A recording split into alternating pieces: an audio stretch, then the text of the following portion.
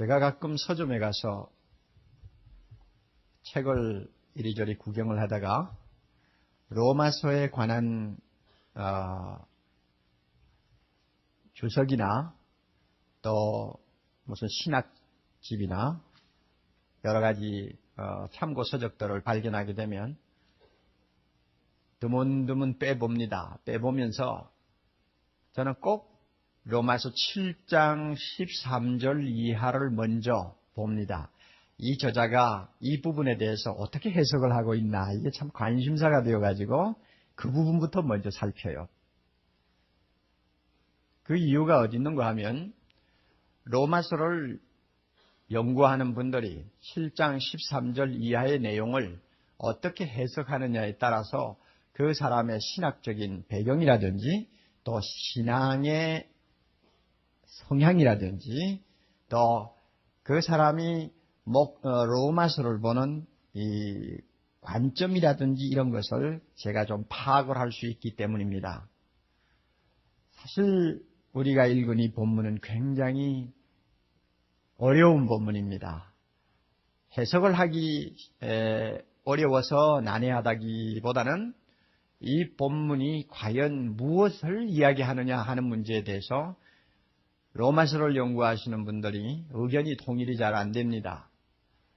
예를 들면 여기에 나 하고 자꾸 나오죠. 이 1인칭. 이것이 과연 바울 사도 자기를 두고 하는 이야기냐, 아니면 제3자를 두고 하는 이야기냐 하고 이제 견해가 맞습니다. 그거보다도 더 심각한 견해 그 입장은 과연 여기에 나오는 이 이야기가 언제 이야기냐 하는 말입니다. 바울이 자기 이야기를 한다고 하자. 그렇다면 언제 이야기냐? 바울이 예수 믿기 전에 이야기냐? 아니면 예수 믿은 다음에 이야기냐? 또 이것도 저것도 아니면 바울만이 가졌던 어떤 독특한 어떤 상황에서 그가 체험한 것이냐 하는 이제 견해들이 서로 충돌을 하고 있습니다. 어느 것이 옳다, 어느 것이 틀렸다 참 말하기는 어렵습니다. 서로 상당한 근거를 갖고 주장하는 것이기 때문에 그렇습니다. 이런 의미에서 이 부분을 설교하는 사람은 반드시 자기 입장을 밝혀야 합니다. 나는 어느 입장에서 이 본문을 보고 있습니다 하는 것을 밝혀야 비로소 설교가 됩니다. 저의 입장은 지난 한 15년 사이에 왔다 갔다 했습니다. 처음에는 이 본문을 놓고 이것은 예수 잘 믿는 사람에게 있을 수 있는, 바울과 같은 위대한 믿음의 사람에게 있을 수 있는 영적인 투쟁이요 갈등이다. 저는 그렇게 해석을 하고 전혀 이 부분에 대해서 어려움을 안 느꼈습니다. 그러나 미국에 가서 공부를 하면서 제가 로마서 7장에 대해서 한 강좌를 들었는데 그 강좌를 맡으신 교수가 철두철미하게 저와 반대되는 입장에 있었습니다. 이 본문은 예수 믿는 사람에게는 있을 수 없는 본문이다. 이것은 바울이 예수 믿기 전에 자기가 체험했던 이야기지, 예수 믿는 사람에게 어떻게 이렇게 절망적인 내면의 모습이 있을 수 있느냐, 그런 이렇게 주장을 하고 여러 가지 근거를 제시했습니다. 그 말을 듣고 또 성경을 보니까 그럴듯해요. 그래서 또 나도 모르게 넘어가 버렸습니다. 이것은 예수 안 믿는 사람에게 있을 수 있는 일이다. 그렇게 또 생각을 했는데 사랑의 교회를 시작하고 그 다음에 본격적으로 제가 목회 생활을 하면서 저 자신의 내면을 들여다보고 또 믿음 좋은 많은 형제들의 영적인 내면을 엿보면서 제가 갈등이 일어난 것입니다. 내 마음 속에 로마서 7장 14절 이하의 바울의 씨름이, 몸부림이 있는데 이것은 안 믿는 사람에게만 해당한다. 참 덤지고는 내가 그렇게 동의할 수가 없구나. 그 다음에 우리 교회 안에서 신앙생활하고 제자훈련받고 하는 분들 가만히 보면 예수를 잘 믿고 기도 생활 많이 해도 분명히 내면에는 이런 갈등이 있는 것이 뻔하게 들여다 보이는데 그거는 예수 믿는 사람이 있을 수 없다 이렇게 말한다면 이건 뭔가 좀 잘못됐다. 저는 그렇게 또 판단을 하게 됐습니다. 그래서 또 원점으로 돌아갔어요. 돌아가서 오늘 설교를 하는 저의 입장은 이것은 예수 믿는 사람들에게 나타나는 은혜의 한 단면이다 하는 것을 제가 분명히 밝힙니다. 그렇게 하고 이 본문을 함께 검토할 수 있기를 바랍니다. 우리가 이미 9절에서 지난 시간에 말씀을 했습니다. 하나님의 자녀가 하나님의 율법이 얼마나 거룩한가에 대해서 눈을 뜨고 깨닫게 되면은 자기는 죽어버리고 죄는 살아난다고 했습니다. 그리고 죄가 살아난다는 사실에 대해서 13절에 좀 더 실감나게 표현을 하고 있습니다. 13절 끝부분에 보면 계명으로 말미암아 죄로 심히 죄되게 하려 함이니라. 율법 앞에서 은혜를 받은 사람은 율법의 거룩함을 발견할수록 자기 죄는 점점 더 커 보인다는 말입니다. 더 더러워 보인다는 말입니다. 더 검어 보인다는 말입니다. 이 말이 죄로 심히 죄되게 한다 하는 이야기입니다. 율법에 대해서 깨달음이 생겼을 때 나타나는 현상이 이렇게 내 죄만 그냥 눈앞에 잔뜩 보이는 이런 상황에서 끝난다면 참 이것은 괴로운 일이 될 것입니다. 그런데 그것만이 아닙니다. 더 좋은 은혜가 있어요. 오늘 본문에 나옵니다. 19절에 보면 내가 원하는 바 선은 하지 아니하고 도리어 원치 아니하는 바 악을 행하는도다. 그렇게 나왔죠. 선과 악에 대해서 분별할 수 있는 영안이 열립니다. 무엇이 선이고 무엇이 악이냐 이것을 바로 알게 돼요. 그리고 또 있습니다. 21절 그러므로 내가 한 법을 깨달았노니 곧 선을 행하기 원하는 나에게 하는 말씀 나오죠. 선을 행하고자 하는 소원이 생깁니다. 하나님께서 이것을 원하시니 나는 순종해야지 하는 마음이 생긴다 그 말입니다. 그리고 더 좋은 은혜가 있어요. 22절 내 속사람으로는 다같이 하나님의 법을 즐거워하되 그 하나님의 말씀을 마음에 묵상하고 즐거워하는 사람이 되어버립니다. 마치 시편 1장 2절에 나오는 말씀과 똑같습니다. 오직 여호와의 율법을 즐거워하여 그 율법을 주야로 묵상하는 사람이 됩니다. 이때 즐거워한다는 이 말은 인정한다는 말과 차이가 큽니다. 인정한다는 말은 단순히 수긍한다는 말이고 즐거워한다는 말은 그 법을 매우 즐긴다는 말입니다. 그러니 얼마나 그 강도가 높습니까? 자, 여러분 보세요. 하나님의 율법에 대해서 하나님이 무엇을 원하시는가에 대한 영적인 각성이 생기면 첫째는 뭐라고요? 선과 악에 대한 분별력이 생긴다. 여러분이 있는지 잘 보세요. 그 다음에 둘째는 뭐라고 그랬죠? 무슨 마음이 생겨요? 선을 행하고 싶어. 하나님 앞에 순종하고 싶다는 소망이 생깁니다. 마음에 소원이 생겨요. 그 다음에 세 번째로는 그 율법을 묵상하고 즐거워하는 사람이 됩니다. 가끔 보면 이 율법에 대해서 아주 위험한 오해를 하고 있는 사람들이 있어요. 그런 사람들의 말이 이렇습니다. 예수를 믿은 사람은 율법에서 이미 자유함을 얻었는데 우리가 그 율법에 대해서 이제는 부담을 가질 필요가 없다. 율법은 이제 필요가 없고 안 지켜도 된다. 구원은 믿음으로만이 받는다. 이렇게 주장합니다. 여러분 틀렸어요, 안 틀렸어요? 틀린 겁니다. 틀렸다는 걸 여러분이 알아야 돼요. 우리가 율법에서 자유함을 얻었다는 말은 다른 의미예요. 무슨 의미냐? 율법을 완전히 지켜야 구원 얻는다고 하는 조건이 없어졌다는 말입니다. 하나님이 그 조건을 이제는 거두어 가셨어요. 거두어 가고 오직 믿음으로 구원 얻는다는 조건만 우리에게 내놨단 말입니다. 이런 의미에서 우리는 율법에서 자유함을 얻었습니다. 서로 율법을 잘 지키지 못하고 율법을 범하는 죄를 우리가 많이 가지고 있었다고 할지라도 예수 믿음으로 그 모든 죄가 용서받고 오직 믿음으로 하나님 나라에 들어갈 수 있습니다. 믿습니까, 여러분? 이게 율법에서 자유함을 얻었다는 것입니다. 그러나 이렇게 믿음으로 구원을 얻은 사람이 율법을 그러면 발로 차버리고 안 지켜도 되느냐? 아닙니다. 율법은 우리가 항상 거룩한 하나님의 법으로 알고 지켜야 합니다. 만약에 율법 안 지켜도 된다 하면 예수님의 말씀에 그거는 정반대가 됩니다. 주님이 요한복음 14장 21절에 이렇게 말씀하셨어요. 나의 계명을 가지고 뭐 하는 자? 지키는 자라야. 이때 나의 계명은 복수입니다. 나의 계명들을 가지고 지키는 자라야 나를 사랑하는 자니. 그 다음에 나를 사랑하는 자는 내 아버지께 사랑을 받을 것이요 나도 그를 사랑하여 그에게 나를 나타내리라. 계명을 지키고 그 계명을 통해서 거룩한 삶을 살려고 하는 자가 예수님 사랑합니다 하는 말을 할 수 있다 그 말입니다. 그런데 율법 필요 없다. 그건 잘못됐다는 이야기입니다. 이런 의미에서 이 7장의 이 주인공은 중생받은 하나님의 자녀라고 말을 해야지, 이거 예수 안 믿는 사람이다 이렇게 말하면 이거는 아주 우리가 동의하기가 어려운 이야기입니다. 예수 안 믿는 사람에게 무슨 율법을 즐거워하는 일이 있을 수 있습니까? 그런 일이 있을 수가 없죠. 그런데 여러분, 참 우리가 이 정도 율법을 즐거워하면서 참 거룩한 삶을 살았으면 좋겠는데, 하나님의 율법에 대해서 이렇게 은혜를 받으면 받을수록 참 답답한 현상이 반대편에 또 일어납니다. 아주 괴로운, 정말 고민스러운 문제가 우리 안에 있다는 것을 바울이 지금 이야기하고 있습니다. 그게 뭔지 압니까?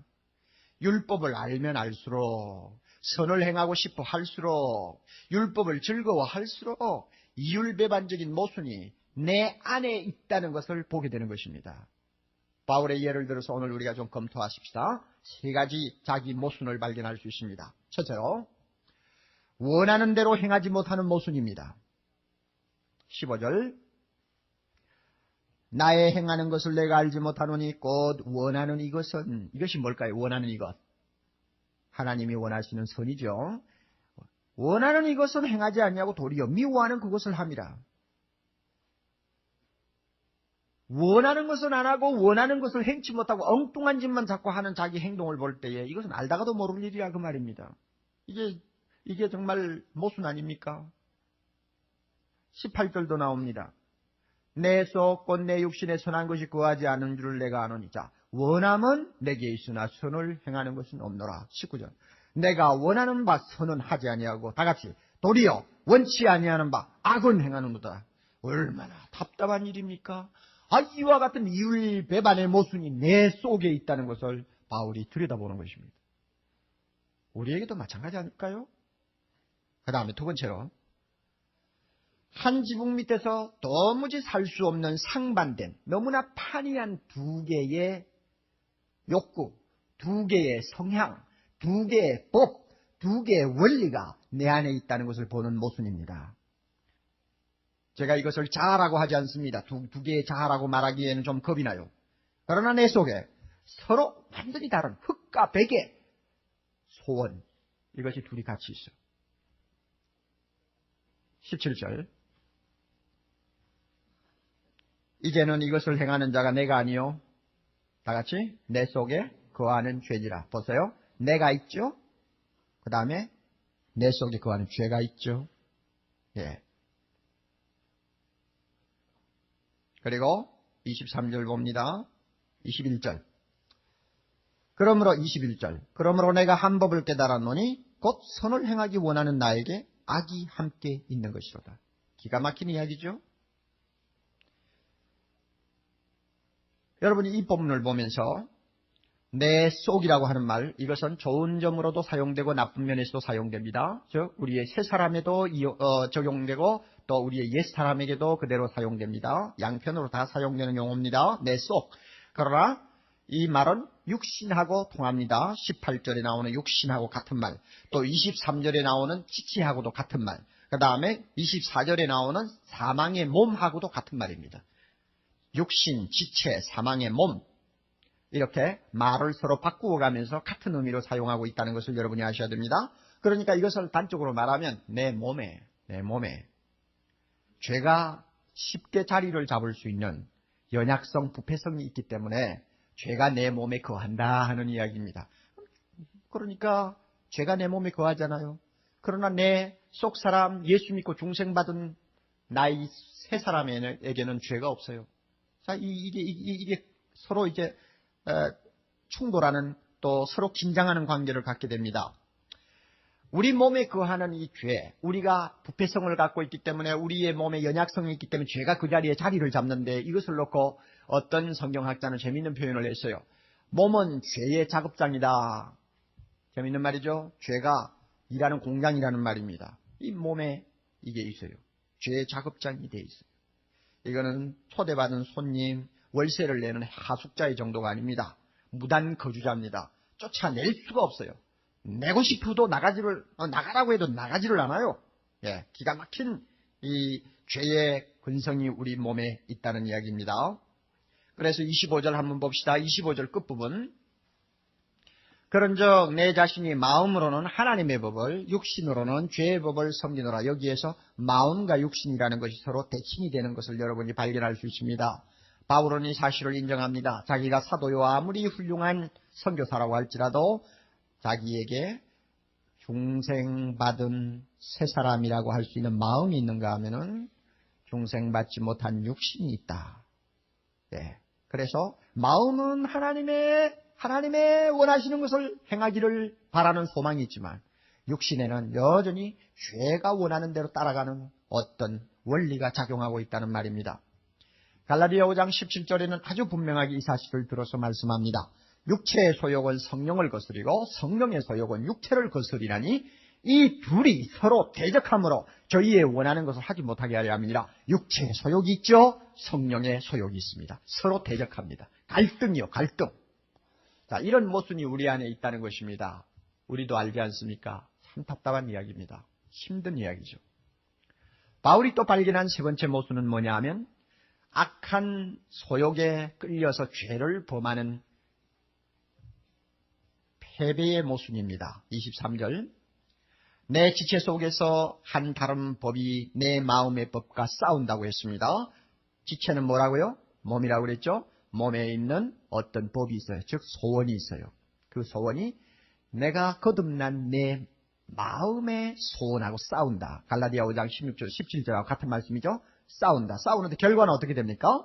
내 지체 속에 있는 좋지 못한 소욕이 나를 죄 아래로 끌고 가는 것입니다. 그러니까 이 죄를 범했다는 이야기입니다. 범죄했다는 이야기요. 이거 얼마나 답답합니까? 여러분, 저는 이상의 세 가지 우리 안에 있는 모순을 일컬어서 이율배반, 갈등, 패배라고 제가 말을 하고 싶은데 참 이것은 부끄럽고 어떤 면에서는 짜증스러운 실존의 모습이라고 말할 수가 있습니다. 로마서 5장 1절에서 하나님은 이렇게 말씀합니다. 그러므로 우리가 믿음으로 의롭다함을 얻었은즉 우리 주 예수 그리스도로 말미암아 하나님으로 더불어 화평을 누리자. 어찌 믿음으로 의롭다함을 받고 하나님과 화평을 누리는 사람에게 이와 같은 모순이 있을 수 있느냐 하는 이야기입니다. 또 6장 6절에 우리가 알거니와 우리 옛사람 예수와 함께 십자가에 못 박힌 것은 죄의 몸이 멸하여 다시는 우리가 죄에게 종노릇하지 아니하려 함이니 어찌 예수와 함께 옛사람이 죽어서 더 이상 죄의 종이 될 수 없는 내 안에 이와 같은 모순이 있을 수 있느냐 그 말입니다. 7장 6절에 이제는 우리가 얽매였던 것에 대하여 죽었으므로 율법에서 벗어났느니 이러므로 우리가 영에 새로운 것으로 섬길 것이요 의문에 묵은 것으로 아니할지니라. 그렇습니다. 어찌 우리가 율법에서 벗어나서 성령의 사람이 되었는데 이런 나에게 답답한 이런 모순이 있을 수 있느냐 하는 이야기입니다. 이것이 바울이 안고 있는 고민이었고 또한 우리 모두가 스스로 잘 알고 있는 고민이요, 고통이요, 괴로움입니다. 바울은 이와 같은 자기 내면의 모순을 보고 너무 답답해가지고는 야 이건 뭐가 근본적으로 잘못됐나. 구원받기 전 하나님 예수 그리스도를 몰랐던 당시로 내가 다시 되돌아간 것 아니냐 하고 절망을 느끼는 장면이 나옵니다. 14절 우리가 다같이 우리가 율법은 신령한 줄 알거니와 나는 육신에 속하여 죄 아래 팔렸도다. 다시 한번 보세요. 굉장히 어렵습니다. 이 로마서 7장에서 제일 어려운 부분, 해석하기 어려워서가 아닙니다. 이 말이 왜 나왔느냐 하는 것이 중요한 거예요. 우리가 율법은 신령한 줄 알거니와 율법은 하나님의 법이죠. 그러므로 거룩합니다. 영적입니다. 그런데 그 율법에 비교해서 나의 모습을 보니까 내 육신을 보니까 어떻습니까? 이거는 영적이 못 된다는 말입니다. 육신에 속하여 하는 말이 영적이 아니다 하는 말입니다. 그리고 육적이다 하는 이야기입니다. 왜 육적이라고 밖에 볼 수 없느냐? 내가 죄 아래 팔려 있는 것처럼 보이니까 그래요. 이 죄 아래 팔렸도다 과거 동사로 쓰여 있지만은 사실은 현재 동사입니다. 죄 아래 팔려 있는 내 자신의 모습을 본다 하는 이야기입니다. 그러면 이 말이 지금까지 로마서에서 이야기한 것과는 일치가 되지를 않는 것, 이것을 우리가 봅니다. 바울이 자기 안에 있는 내면의 갈등 때문에 또는 모순 때문에 다시 죄에게 팔려서 죄의 종이 되었다는 말이냐? 그 말이 아니에요. 만약 그렇게 말하면 큰일 나죠. 자, 여러분 보세요. 한번 죄의 멍에서 예수 그리스도의 은혜로 구원함을 받은 사람은 다시 그리로 들어갑니까? 못 들어갑니까? 못 들어갑니다. 절대 죄의 종이 다시 될 수는 없습니다. 그런데 여기서 죄에게 팔렸다고 한다면 바울이 다시 죄의 종이 되었다는 말이냐? 용서받지 못하는 자리로 끌려갔다는 말이냐? 아니면은 하나님의 원수가 되었다는 말이냐? 우리가 그렇게 말할 수 있을지 모르지만 실상은 그것은 불가능한 이야기입니다. 그러면 이 말은 무슨 뜻이냐? 우리가 생각할 수밖에 없죠. 제가 볼 때는 이것은 감정적인 묘사지 사실의 묘사가 아니라고 생각합니다. 나의 꼬리. 죄한테 다시 팔려간 사람과 무엇이 다른가 하는 탄식이요 절망이라고 나는 보지, 이것을 사실의 묘사라고 보지 않습니다. 23절도 저는 사실의 묘사로 보지 않습니다. 23절에 보면 죄의 법 아래로 나를 사로잡아 오는 것을 보는도다. 그러면 내가 죄의 법 아래에 다시 팔렸다는 말입니까? 그렇지 않죠. 내가 범죄하고 나니까 마치 내가 죄의 종이 다시 되는 것처럼 느꼈다는 이야기로 저는 봅니다. 누가복음 15장에 가서 보면 아버지에게서 유산을 얻어가지고 먼 나라 가서 좋지 못한 생활을 하면서 전부 탕진을 해버리고 털터리가 되어서 돌아오는 둘째 아들 이야기가 나옵니다. 그 둘째 아들이 아버지를 볼 면목이 없으니까 돌아오면서 무슨 말을 하는지 압니까? 지금부터는 아버지의 아들이라 일컬음을 감당치 못하겠나이다. 나를 품꾼의 하나로 보소서 하리라. 아버지 보고 나는 이제 아들이 아니에요. 이제는 품꾼으로 보세요. 그렇게 하겠다는 이야기죠.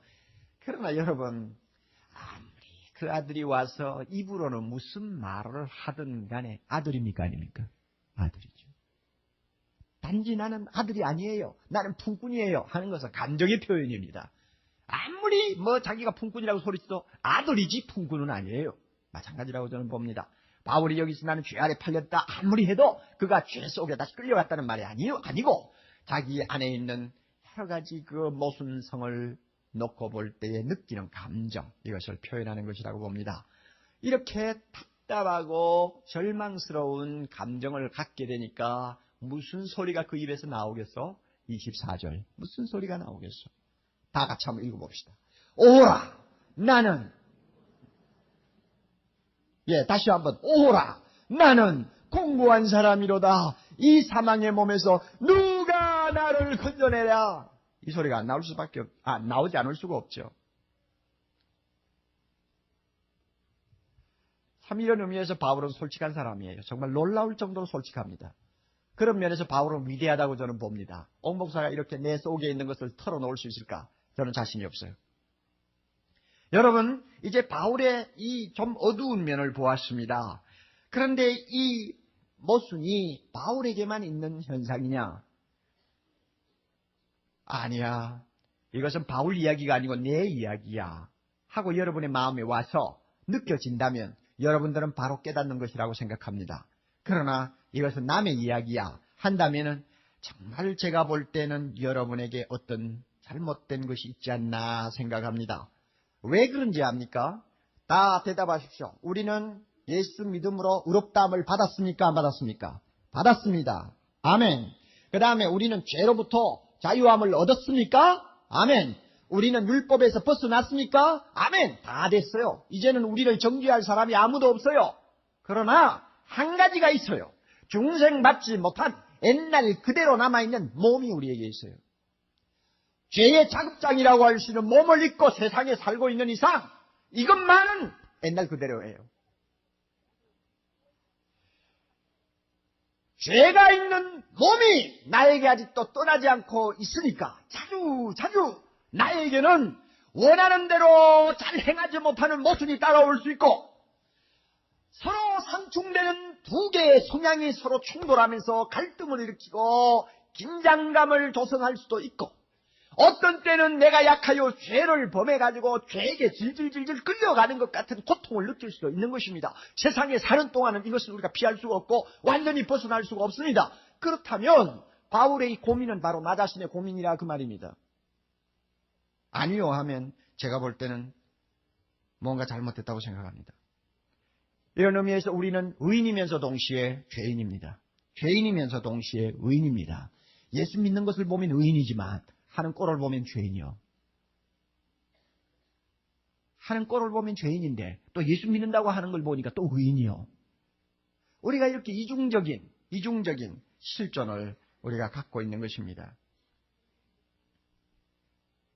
그런데 제가 볼 때 참 보기에는 어두운 이야기입니다만 저는 이걸 은혜라고 생각합니다. 이것은 형편없는 사람, 믿음이 아주 형편없는 사람, 죄만 짓고 사는 사람에게 해당하는 이야기다. 그렇게 되면 곤란하죠. 바울이 그런 사람이 아니었어요. 이런 면에서 저는 이걸 은혜라고 생각합니다. 왜 은혜인지 압니까?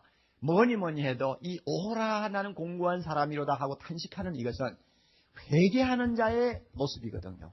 예? 자기에게 실망하면서 자기의 모순을 안고 하나님 앞에 탄식하고 가책받고 몸부림치는 회개의 모습이라 말입니다. 그러면 회개는 은혜입니다.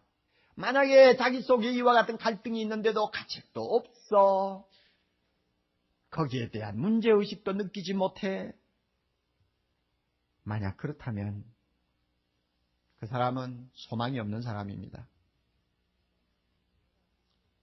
회개는 하나님이 도우셔야 됩니다. 내가 의지로서 못하는 것입니다.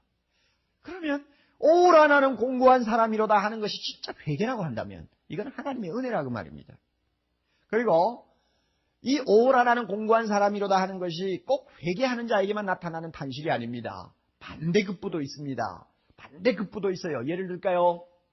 경건한 사람이 하나님 앞에 가까이 나아갑니다. 그리고 하나님께서 그에게 하나님의 그 영광을 영의 눈으로 보게 하고 하나님의 거룩하심을 느끼게 합니다. 그럴 때에 자기도 모르게 오호라 하고 터집니다. 좋은 예가 있죠. 구약의 이사야입니다. 이사야 6장 5절에 보면 그는 하나님의 영광을 보는 시간이 있었습니다. 거룩하신 하나님 앞에 자기의 모습이 드러나는 시간이 있었습니다. 그때 그가 무엇이라고 소리쳤는지 압니까? 그때 내가 말하되 화로다 나여 망하게 되었도다. 화로다 나여 망하게 되었도다. 큰일 났구나 하는 이야기죠. 나는 입술이 부정한 사람이요 입술이 부정한 백성 중에 거하면서 만군의 여호와이신 왕을 배웠음이로다. 나 이제 죽었구나 하는 이야기죠. 그러면 이사야가 무슨 죄를 지어서 그러나요? 아니요. 그렇게 경건한 선지자였지만은 하나님의 거룩한 모습을 발견하게 되었을 때에 자기도 모르게 오라 나는 공고한 사람이로다 하는 탄식이 터진 것입니다. 이런 거 보면 은혜 아닙니까? 영적으로 상당히 성숙한, 그리고 보통 사람이 따라갈 수 없는 수준의 어떤 단계에 이른 우리 선배들 보면 이 오라 나는 공고한 사람이로다 하는 이 탄식을 자주 하는 걸 봅니다. 박윤선 박사가 그 중에 한 분이었는데 그는 80평생 신구약 66권을 주석하면서 산 사람입니다. 신구약 성경 주석하고 그것 가지고 학생들 가르치면서 80평생을 산 사람이에요. 그러니 날마다 성경 보고 앉아있는데 무슨 죄를 범하겠어요? 예? 무슨 죄를 범하겠어요?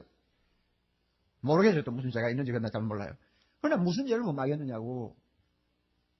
그런데 그분 말년에 가서 기도할 때나 설교할 때나 또 가끔 사적으로 앉아서 이야기를 들어보면 이런 말씀을 잘해요. 내 속에 선한 것이 하나도 없어. 인간이 이토록 악할 수가 있나. 썩고 냄새나는 무덤 같아. 그분이 왜 그런 말을 할까? 이거 오라 나는 공고한 사람이로다 하는 단식이거든요. 무슨 죄를 범해서 그러나? 아니에요. 왜 그렇습니까? 하나님의 거룩하신 모습 앞에 자기 자신이 점점 가까이 가면서 자기를 볼 때 자연히 터지는 탄식이요. 참 어떤 면에서는 괴로운 하소연이라고 말할 수 있습니다. 이런 의미에서 이 오라 나는 공고한 사람이로다 이것이 꼭 죄 지은 사람에게만 나타나는 현상이 아닙니다. 그래서 이것은 참 은혜의 한 단면이라고 말할 수 있습니다. 다시 말하면 신앙생활을 건강하게 하는데 필수 불가결한 은혜라는 말입니다. 이런 의미에서 우리가 7장을 무조건 건너뛰어서 8장으로 넘어갈 생각을 하면 안 됩니다. 7장을 또 갈로 속에다 집어넣어가지고 이것은 부수적인 본문이라고 보는 시각도 저는 동의하지 않습니다. 이 본문은 중요합니다. 여러분 왜 중요하는지 압니까? 자, 참 놀라운 사실이 하나 있습니다. 24절 25절 좀 봅니다. 정말 놀라운 사실입니다. 바울이 지금 견디지 못해가지고 오라 나는 공고한 사람이로다 이 사망의 몸에서 누가 나를 건져내랴 하고 외칩니다. 그 다음에 25절 우리 주 예수 그리스도로 말미암아 하나님께 감사하리로다. 여러분 세상에 이런 일이 있을 수 있어요? 금방 나 죽겠다 하고는 금방 좋다 하는 사람 봤어요? 꼭 그거 같잖아요. 금방 눈물을 줄줄 흘리면서 울던 사람이 금방 활짝 웃으면서 할렐루야 하는 것과 똑같습니다. 24절 25절 보면은 중간에 접속사도 하나 안 들어가면서 넘어가요. 야, 어떻게 이렇게 급작스러운 전환이 가능할까? 이거 뭔가 좀 이상하다 하고 여러분 느끼지 않습니까? 그러나 여기에 참 심오한 진리가 숨어 있다고 저는 생각합니다. 오라 하고 외칩니까? 오라 하고 외치는 사람은 그 자리에 오래 있으면 안 됩니다. 회개하고 가책받고 고통하고 괴로워하는 것이 은혜입니다. 죄 지었을 때는 그렇게 해야 합니다. 그러나 거기 오래 있으면 안 돼요. 왜? 눈물 가지고 구원받는 건 아니니까. 구원의 조건이 단식이 아니니까. 구원의 조건은 예수 그리스도 아닙니까? 예수 그리스도. 그러므로 오라 나는 공고한 사람이로다 하는 사람이라도 금방 그 자리에서 즉시 예수 그리스도를 바라보는 자리로 돌아서야 됩니다. 돌아서야 돼요. 옛날에는 말이죠. 오라 나는 공고한 사람이로다 하는 자리에서 오래 머물수록 은혜 받았다고 생각했습니다. 그래서 예배 시간에 나오면 전부여 의지옵소서 손 들고 날마다 손 들고 온대 날마다. 자 이게 은혜라고 생각했다고요. 에? 성령이여 강림하소서 애통하고 회개한 마음 주옵소서 날마다 울어. 우는 그게 은혜인 줄 알았어. 너무 오래 그 자리에 있어. 너무 오래. 그걸 은혜로 생각했어요. 그러나 이건 잘못된 겁니다. 거기는 너무 오래 있으면 안 돼요. 잘못한 줄 알았습니까? 주여 잘못했습니다. 무엇인가 잘못했습니까? 죄지었습니까? 눈물을 흘리고 회개해. 그리고는 즉시 어디로 돌아가야 합니까? 예수 그리스도한테 달려가야 돼요. 그러니까 오라 하다가 즉시 감사합니다 하는 자리로 돌아가야 된다 그 말입니다. 오래 있으면 안 돼요. 아멘. 예, 그게 신앙이지 날마다 울고 앉는 게 신앙인가? 그리고 또 하나 중요한 문제가 있어요. 오라 나는 공고한 사람이로다 하는 은혜가 없는 사람에게는 감사하리로다가 절대 올 수가 없다는 이야기입니다. 이런 의미에서 오라 나는 공고한 사람이로다 하는 자기의 고통 가책 이것은 건전한 성도라면 반드시 있어야 할 은혜입니다. 이 은혜가 있는 자리에 감사하리로다 하는 찬양의 은혜가 따라오는 것입니다. 용서의 은혜가 따라오는 것입니다. 하나님의 긍휼과 자비를 누리는 자리로 우리는 올라갈 수가 있는 것입니다. 이걸 알아야 됩니다. 그런데 제가 볼 때 오늘날 우리 한국교회 형편이 참 또 한국교회 성도들의 형편이 너무나 잘못되어 있지 않나 하고 괴로워합니다. 우리 선배들은 우리보다 죄를 덜 지었는데도 오라 탄식하는 소리를 자주 질렀는데 그들보다 더 많은 죄를 범하는 우리는 오라 하는 탄식이 들리지를 않아요. 오늘날 현대교회는 50년 전 3.1절 때의 우리 한국교회에 비해서는 형편없이 부패했는데도 3.1절 당시에 우리 한국교회는 오라 탄식하는 소리가 진동할 때가 많았지만 오늘날 한국교회에 오라 탄식하는 소리가 들리지 않습니다. 이상하게 할렐루야 아멘하고 소리치는 사람들만 그득그득합니다. 그러면 회개하지 않는 사람들의 할렐루야 아멘이 성령의 찬송이냐? 저는 그렇지 않다고 봅니다. 마음의 가책을 느끼지 않는 삶, 잘못된 짓을 얼마든지 하면서도 자기 속에 있는 갈등, 모순이 있으면서도 그것 때문에 한숨 쉬고 괴로워하는 오라는 없고 할렐루야 아멘만 하기를 좋아하는 무리들이 가득한 교회, 과연 하나님이 기뻐하시는 교회일까? 저는 그렇게 보지 않는다 그 말입니다. 로마서 7장은 얼굴을 찡그리면서 이건 너무 어두운 이야기야. 넘어가! 8장으로 들어가자! 이런 식의 행동. 오늘날 교회마다 얼마나 많이 해요. 저는 여러분들이 무슨 죄를 범했는지 회개하고 사는지 회개하지 않고 사는지나 묻고 싶지 않아요. 왜 그런가 하면 오늘날 한국교회 부패상의 책임은 옥 목사를 위시하여 한국 지도자들에게 있기 때문에 그렇습니다. 지도자들이 이만큼 부패하고 영적으로 둔감해졌는데 양떼들을 어떻게 나무랄 수 있습니까? 며칠 전 우리 다 같이 텔레비를 보았지 않습니까? 대학을 못 가는 학생들 하도 많으니까 무인가 대학교가 생겼다고 그래요. 그래서 무인가 대학교라. 무인가 대학교가 생겼다. 어디 보자. 무슨 대학인지 한번 보자 하고 앉아있는데 여러분이 보셨죠? 무슨 대학교가 아니고 뭐예요? 무슨 신자가 들어간 학교만 자꾸 나와요. 신자만 들어가. 참, 야, 이거 왜 이래, 진짜 안 들어간 학교 안 나오나 한참 기다려도 안 나와. 전부 신자 들어가는 대학이야. 그러면 여러분, 신자가 무엇입니까? 무슨 뜻이요? 신학교 할 때 신자가 무슨 뜻이냐고. 형광등이시네, 아주 그냥. 못 따라오시네, 아주. 신자가 뭐요? 하나님이라는 말 아니요, 하나님. 그러면, 무인가 하나님 대학이라고 말이요. 무인가 하나님 대학만 자꾸 나와. 자꾸 나와. 이야, 야단났구나. 그런데 무인가 하나님 대학 한다는 사람이 인터뷰를 하는데도 얼굴 붉히지 않고 자신만만하게 말해. 그런 학교가 전국에 270개가 있다고 그러죠. 270개 중에서 재미있는 현상, 똑같은 이름을 사용하는 학교가 40개가 돼. 그래서 굉장히 좋은 이름이야. 아주 복받을 이름인지 몰라요. 총회신학교. 총회신학교가 뭔데 그렇게 이름이 많아? 우리 교회 부교육자들은 다 졸업 위시에서 전부 다 총회신학교 출신입니다. 영광스러운 총회신학교 출신이야. 그런데 이 총회신학교라는 말이 이름을 단 신학교가 40개가 되니까 정부 책임자도 헷가닥할 수밖에 없죠. 노이로에 걸리죠. 어느 게 어느 건지 알 수가 없죠. 우리 교회에서도 교육자 뽑을 때에 한참 추서대야 합니다. 자, 총회신학교라. 아, 그래요. 주소가 어디입니까? 교장이 누굽니까? 몇 회 졸업했습니까? 한참 추서대야 비로소 현주소가 나와요. 뭔지 알 수가 없다고 말이에요. 자, 이게 도대체 될 일입니까? 1년에 이렇게 무인가 신학교에서 8,000명 이상이 목사 안수를 받고 나오면 그러면 무인가가 나쁘냐? 무인가가 나쁜 거 아니에요. 외국에는 신학교 인가받아가 안 해요. 무인가가 나쁜 거 아니에요. 또 무인가 신학교 270개 중에서도 상당히 좋은 학교들도 있습니다. 꼭 있어야 될 학교들이 있어요. 그러나 대부분이 무엇이 문제냐? 목사의 양심으로는 할 수 없는 짓을 한다고 말입니다. 시설이 제대로 갖추어지지 않는 곳에 대학이 됩니까? 자격 있는 교수가 없는 자리에 대학이 가능합니까? 자격 있는 학생이 들어오지 않는 학교에 신학교 대학이 가능하느냐고 말입니다. 그럼에도 불구하고 받아들여. 아무나 와서 가르쳐. 교회 한무퉁이 교실에 아무데나 앉혀놓고 해. 그리고는 미국 어느 신학교 유학 보내준다고 가만히 있어도 속여. 나중에는 가짜 박사까지 줘. 여러분 한번 생각해 보세요. 이것이 어떻게 오늘날 할 수 있는 일이냐 그 말입니다. 예수 안 믿는 교육자라도 양심 있는 사람이면 할 수 없는 일을 교회 지도자 하는 사람이 떳떳하게 하고 있는 오늘날 이 현실을 한번 보라고요. 내가 그분들 나무라고 싶잖아. 내 탓이요, 내 잘못이죠. 나도 목사니까.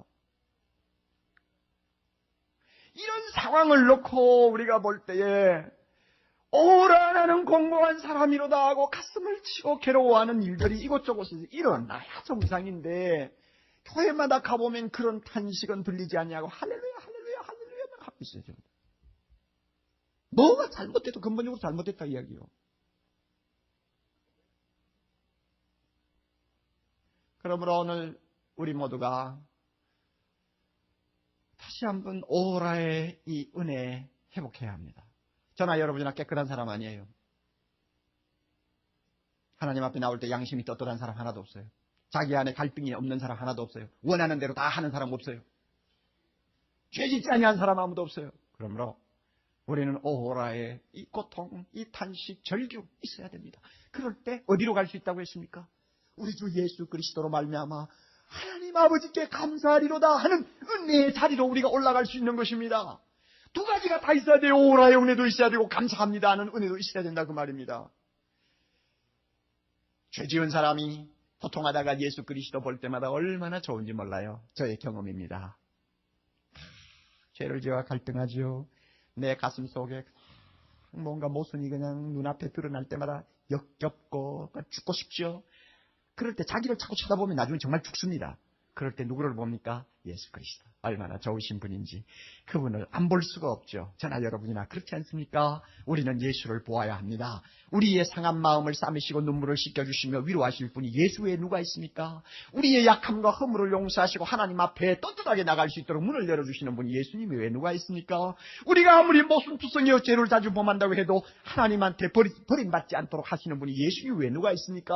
우리로 하여금 다시 성령의 사람 만들어서 다시는 죄에게 쓰러지지 않도록 힘을 주시는 분이 예수님 외에 누가 있느냐 그 말입니다. 누가 있어요? 누가 있어요? 예수님밖에 없습니다. 예수님밖에 없습니다. 아멘.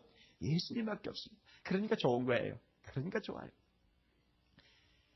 얼마 전에 뉴키즈가 왔다 갔지 않습니까? 뉴키즈. 우리 할머니 뉴키즈가 뭔지 알아요? 뉴키즈. 네?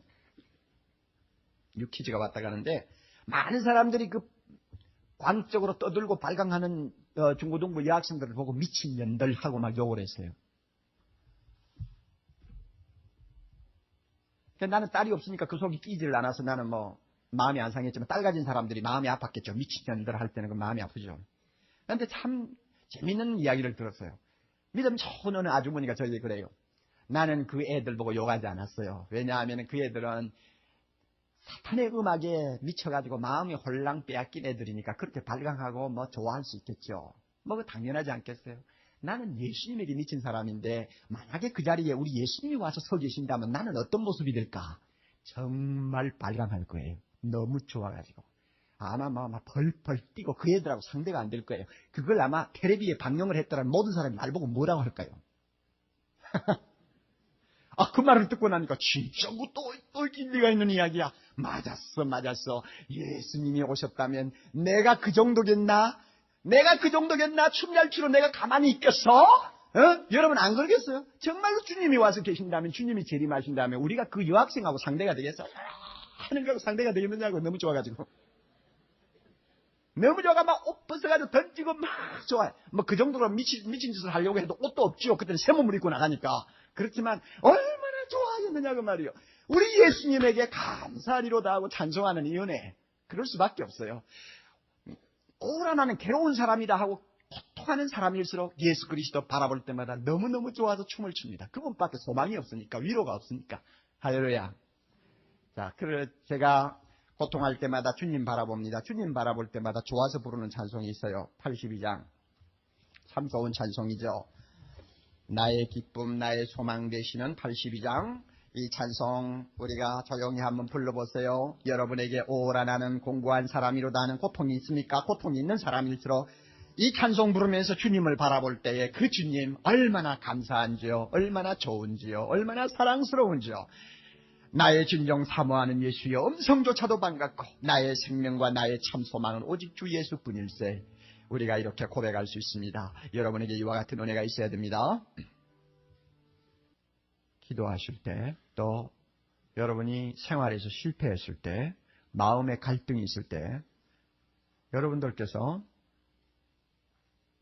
성경 말씀을 외우면서 묵상하는 방법하고, 그 다음에는 저와 같이 이런 찬송가를 외워가지고 조용히 부르면서 주님을 바라보는 거하고 두 가지 방법이 다 가능해요. 이 찬송의 1절 4절은 여러분이 꼭 외우시기를 바랍니다. 외우시고 찬송을 기도하면서 부르세요. 우리 마음이 주님 사랑하는 거 왜 빼놓고는 뭐가 있나요? 뭐가 있어요? 뉴키즈예요? 아니요. 뭐가 있나요? 예수 외에 뭐가? 돈이요? 돈? 건강이요? 쾌락이요? 해봐요. 얼마든지 하고. 우리에게 진짜 사모하고 소망이 되고 기쁨이 되는 분 예수밖에 없어요. 이런 찬송 조용히 외우면서 여러분이 무릎 꿇고 기도하면 주님께서 여러분에게 와서 모든 마음의 고통 씻어주시고 힘주시고 소망을 주시는 거 믿으셔야 합니다. 믿어야 돼요. 다 같이 머리 숙여 기도합시다. 하나님 아버지, 이 시간 머리 숙인 주님의 자녀들 가운데서 아직도 예수를 5년 10년 믿었지만 오라 나는 공고한 사람이로다 하고 탄식하는 은혜가 무엇인지 모르는 자가 있으면 이 시간 그 은혜 주시기를 바랍니다. 양심의 가책이 있어도 발로 짓밟아버리고 내가 원하는 바 선을 행하지 못해도 아무런 가책도 받지 않고 시간의 망각 속에 다 묻어버리고 태어난 채 하는 오늘날 잘못된 성도들이 너무 많습니다. 주님, 이런 사람이 가운데 한 사람도 없게 해주시기를 원합니다. 오라 나는 공고한 사람이로다 하는 은혜 주시옵소서. 은혜 주시옵소서. 이 은혜가 없이는 우리 주 예수 그리스도 때문에 감사하는 자리로 나갈 수 없다는 것을 알게 해주시기를 간절히 원하옵나이다. 아버지 하나님, 이 가운데서 자신의 내면의 모순과 갈등과 또 가끔 주님 앞에 잘못하는 범죄 때문에 가슴 속에서 말로 다 할 수 없는 탄식과 괴로움을 갖고 있는 자가 있습니까? 주여, 이 시간 즉시 예수 그리스도 앞으로 그를 인도해 주시기를 원합니다. 감사하리로다, 찬송하리로다, 우리 주 예수 그리스도시여 하고 하나님 앞에 나아가면서 두 손 들고 주님을 찾는 자들이 되게 해 주시기를 간절히 원합니다. 아버지, 그리해서 이번 주 생활을 할 동안도 오라 은혜가 필요한 사람은 오라의 은혜를 주시고, 감사하리로다 하는 은혜가 필요한 사람은 감사하리로다의 은혜를 허락하여 주옵소서. 그리하여 이 세상 살면서 다시 한번 우리가 승리하고 하나님의 자녀답게 모든 사람 앞에서 우리의 달라진 모습을 보여줄 수 있는 거룩한 주의 백성 되게 하옵소서. 예수님 이름으로 기도드리옵나이다. 아멘.